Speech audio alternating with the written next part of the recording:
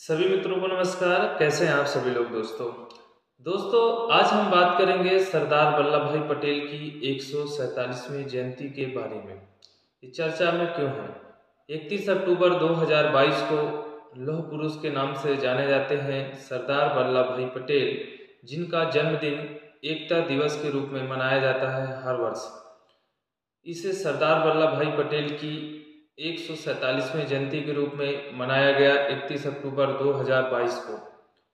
राष्ट्रीय एकता दिवस की पहली बार जो शुरुआत हुई वो 2014 में नई दिल्ली में भारतीय केंद्र सरकार के द्वारा तय किया गया था कि प्रतिवर्ष राष्ट्रीय एकता दिवस सरदार वल्लभ भाई पटेल की जयंती के रूप में मनाया जाएगा। बात करें हम सरदार वल्लभ भाई पटेल के जीवन परिचय के बारे में, तो सरदार वल्लभ भाई पटेल का जो जन्म हुआ था 1875 में नाडियाद, गुजरात, ब्रिटिश भारत में लेवा पाटीदार समुदाय के एक मध्यम वर्गीय परिवार, जिसे कृषि परिवार के रूप में था, वो झावेर भाई पटेल और उनकी पत्नी लाड़बाई के 6 बच्चों में से चौथे बच्चे थे सरदार वल्लभ भाई पटेल। सरदार वल्लभ भाई पटेल हिंदू परिवार में पले बढ़े। उनकी प्रारंभिक बचपन परिवार के कृषि क्षेत्रों में बीता। किशोर अवस्था के अंत तक उन्होंने मध्यम विद्यालय से शिक्षा प्राप्त की और 1891 में सरदार वल्लभ भाई पटेल का विवाह 16 साल की उम्र की कन्या छवेराबाई से हुआ। 1897 ईस्वी में उन्होंने 22 साल की उम्र में उन्होंने नडियाद पटेलाड के एक हाई स्कूल से अपनी मैट्रिक परीक्षा को पास किया। 1900 ईस्वी में उन्होंने गोधरा में वकालत की प्रैक्टिस शुरू की और अपनी मेहनत और लगन से सरदार वल्लभ भाई पटेल एक काबिल वकील बने। 1902 ईस्वी में सरदार वल्लभ भाई पटेल कानून का अभ्यास करने के लिए बोरसाड़ खेड़ा जिला चले गए। उन्होंने अपनी पत्नी झवेराबा को उसके माता पिता के घर से लाकर अपना घर बसा लिया। उनके 2 बच्चे थे, जिनमें एक बेटी मणिबेन जो 1904 ईस्वी में पैदा हुई तथा एक बेटा जिसका नाम था दया भाई पटेल, जो 1906 में उसका जन्म हुआ। 1909 ईस्वी में सरदार वल्लभ भाई पटेल की पत्नी गंभीर रूप से घायल हुई और मुंबई के एक अस्पताल में ऑपरेशन हुआ और गंभीर बीमारी के चलते कुछ दिनों बाद उनकी मृत्यु हुई। जिस समय उनकी पत्नी की मृत्यु हुई तो वो आनंद की एक अदालत में वकालत कर रहे थे। उसी समय सरदार वल्लभ भाई पटेल को अपनी पत्नी की मृत्यु का खबर प्राप्त होता है। फिर भी उन्होंने जो वकालत कर रहे थे उस समय उस वकालत को विराम नहीं दिया और उस वकालत को आगे बढ़ने दिया। मामले की कार्रवाई लगातार जारी रखी। आगे हम लोग बात करेंगे दोस्तों कि उनकी पत्नी की मृत्यु के बाद सरदार वल्लभ भाई पटेल को उनके परिवार ने फिर से शादी करने के लिए एक बार मजबूर किया, परंतु उन्होंने पूर्ण रूप से मना कर दिया और उन्होंने अपने परिवार के जो अन्य सदस्यों की मदद से अपने बच्चों की जो परवरिश है उसको आगे बढ़ने दिया और उन्होंने मुंबई के एक अंग्रेजी माध्यम के स्कूल में अपने बच्चों का एडमिशन कराया। सरदार वल्लभ भाई पटेल का इंग्लैंड में कानूनी पढ़ाई का सपना बचपन से ही था। उन्होंने इंग्लैंड में कानून पढ़ाई करने के लिए नौकरी से पैसा इकट्ठा करना शुरू किया। जिस तरह से उनके पास इंग्लैंड जाने का पैसा इकट्ठा हुआ, उसी समय उनको एक पता चलता है कि उनके पिता बड़े बेटे को इंग्लैंड में कानून की पढ़ाई के लिए भेजना चाहते थे। तो वो सोच में इसी बात को लेकर पड़ गए कि परिवार को बड़े बेटे को पढ़ाई के लिए इंग्लैंड भेजने के पीछे क्या उद्देश्य था?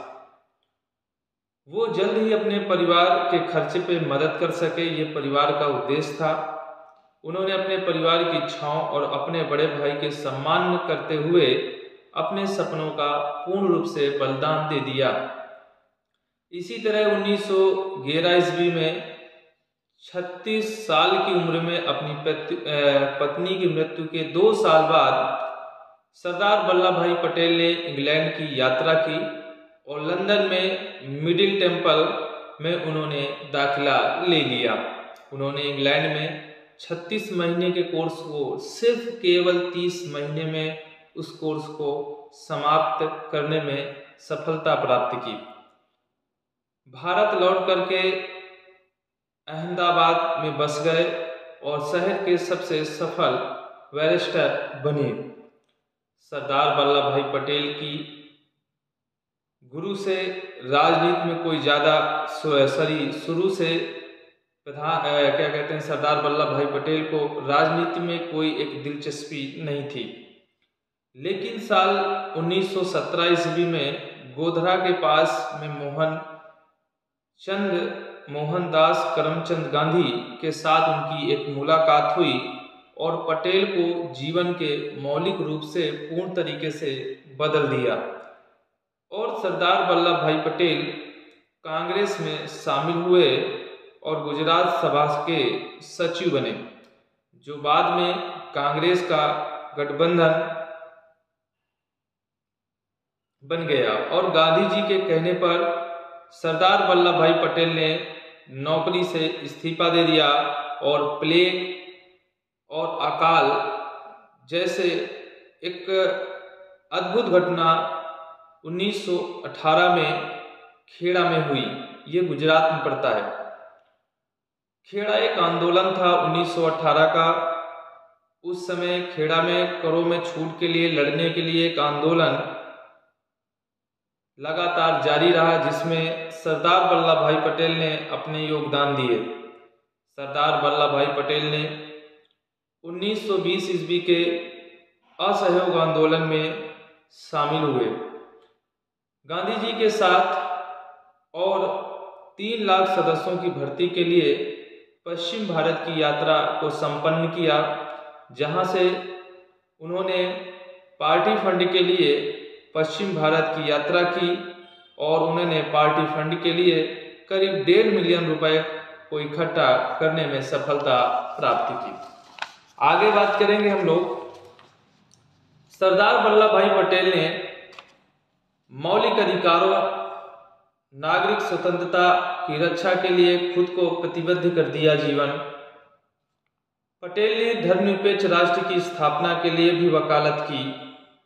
श्रमिकों के लिए न्यूनतम मजदूरी और अस्पृश्यता का उन्मूलन, इन सभी अन्य प्राथमिकताओं में भी उन्होंने बढ़ चढ़कर हिस्सा लिया।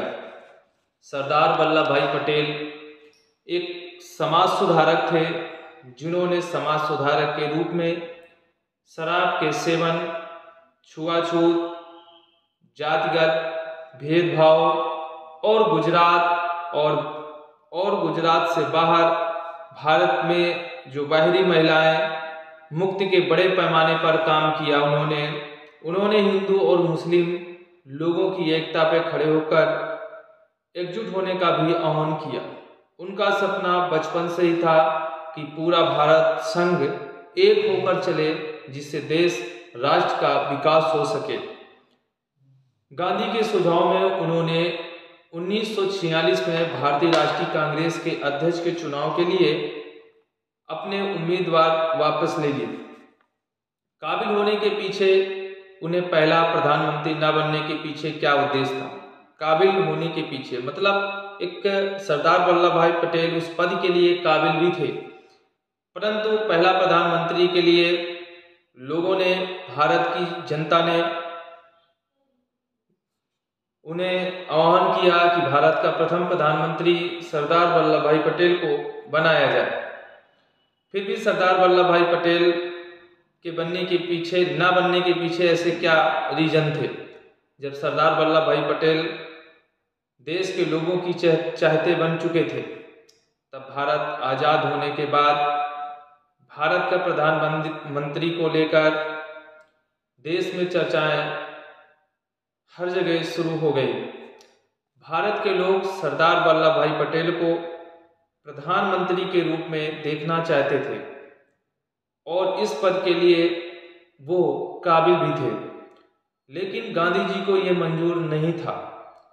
महात्मा गांधी वर्धा में आयोजित सम्मेलन हो रहा था 15 जनवरी 1942 को, जिनमें अपना उत्तराधिकारी के रूप में पंडित जवाहरलाल नेहरू को नियुक्त किया था।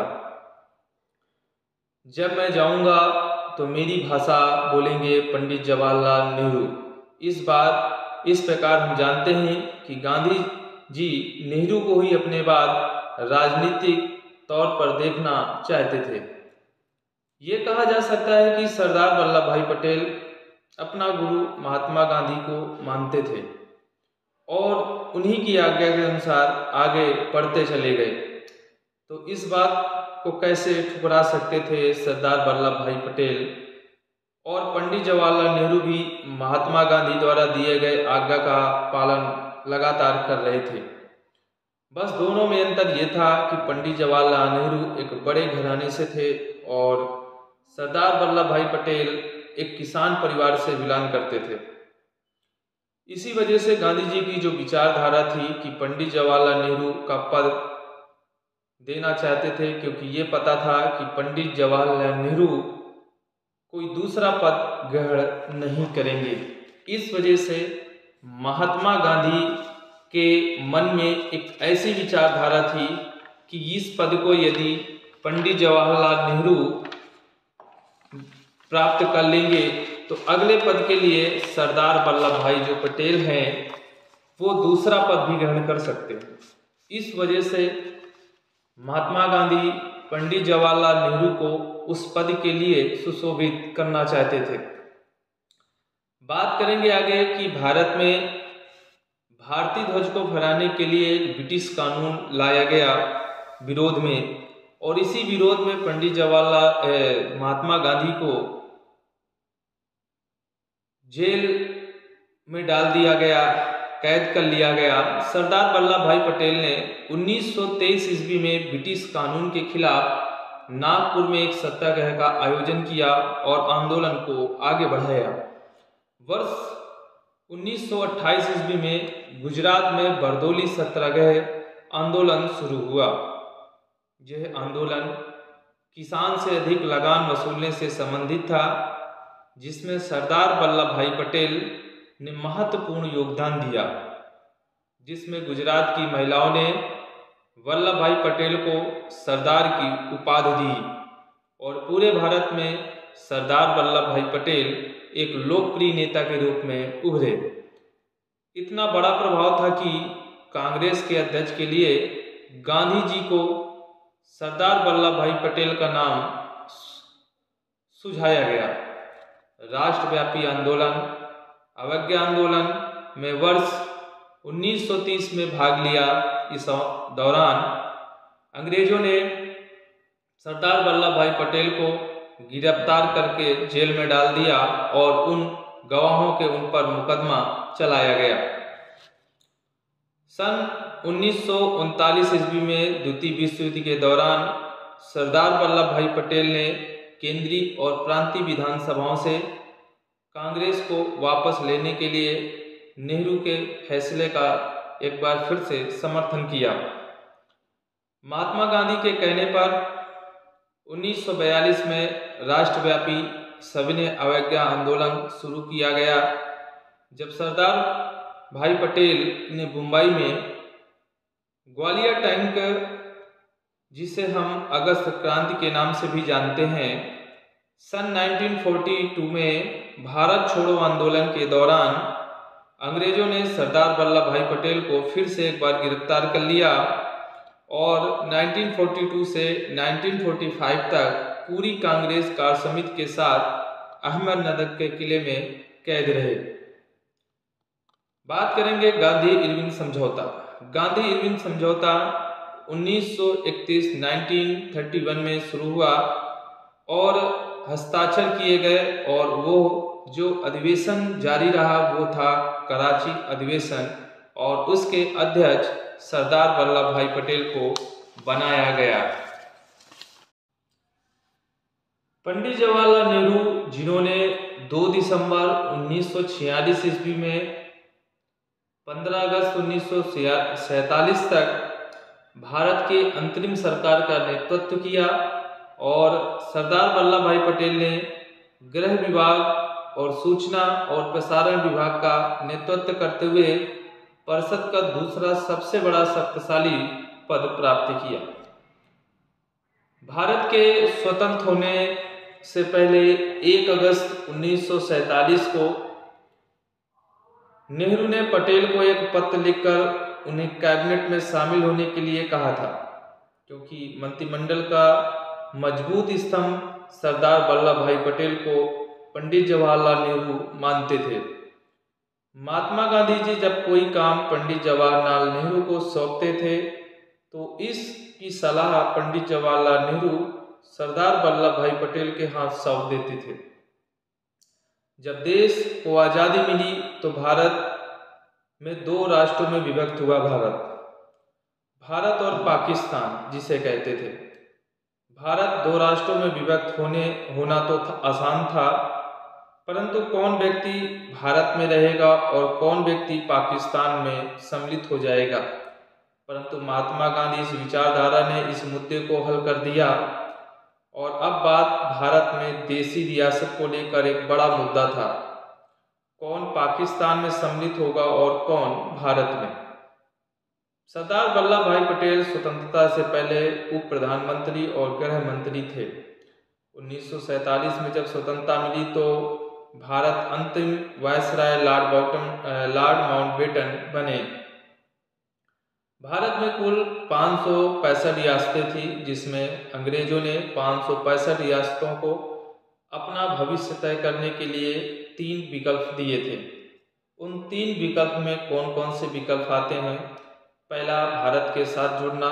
दूसरा विकल्प था पाकिस्तान के साथ जुड़ना, और तीसरा विकल्प था स्वतंत्र रहना।